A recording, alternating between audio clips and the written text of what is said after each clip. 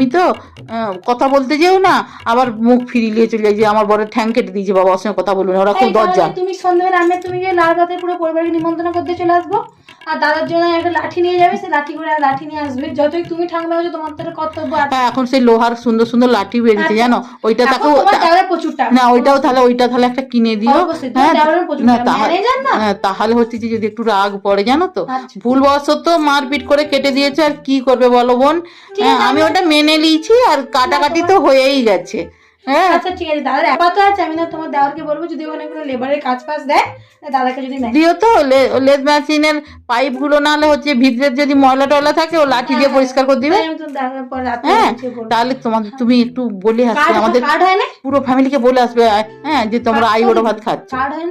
কাঠ তো কাটতে যাচ্ছে না বিয়ের কার্ড।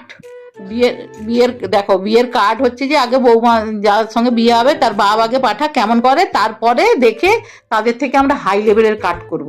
ওই জন্য এখন কার্ড ফাট আমাদের তৈরি হচ্ছে না, বুঝতে পারছো। তুমি আগে নিমন্ত্রণটা করে আসো, তাহলে আমার বরের মনটা একটু ভালো হবে, আর লারভার মনটাও একটু। তোমরা দুজনেই যেও। হ্যাঁ আচ্ছা ঠিক আছে।